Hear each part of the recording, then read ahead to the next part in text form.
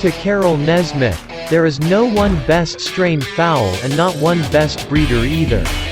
The days of a monopoly in the cocking game has passed away because of money and brains.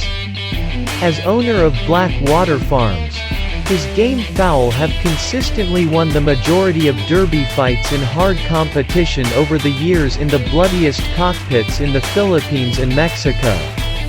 And to his credit, he developed the line now popular as the winningest breed of gamefowl in derbies, the sweater.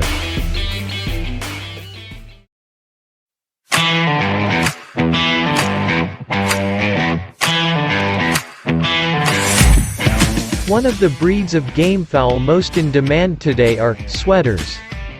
There are several versions of how they originated.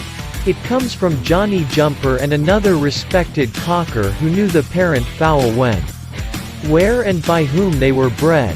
The following is their version how the sweaters originated.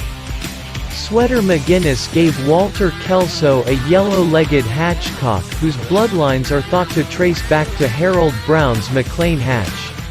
Mr. Kelso bred this cock to his Kelso hens and the offspring from the mating proved to be outstanding pitcocks. Cecil Davis, who was a friend of Mr. Kelso, walked cocks for him and had access to Mr. Kelso's best fowl. Cecil got one of the cocks, which Mr. Kelso raised from the Sweater McGinnis hatch cock and his own hens.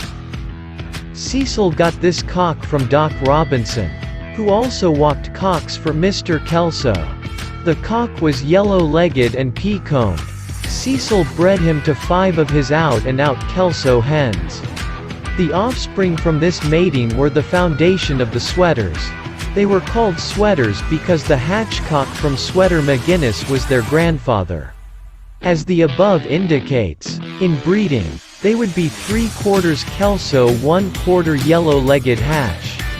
The original sweaters were bred by Ira Parks, who was Johnny Jumper's brother-in-law. A very fine man and an excellent breeder of gamefowl. Johnny and Cecil were at the hub of a group of cockers in northern Mississippi and Tennessee who were friends and cocking partners. Several of this group got sweaters from the original mating.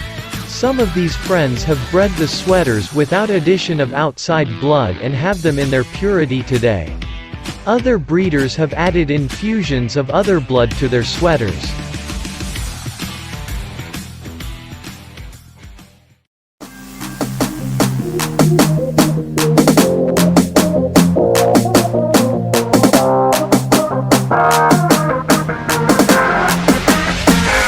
The sweater is truly a winning bloodline that pounds its opponent into either submission or retreat. They are known for their fast and relentless attacks in both air and ground until their opponent could no longer fight back.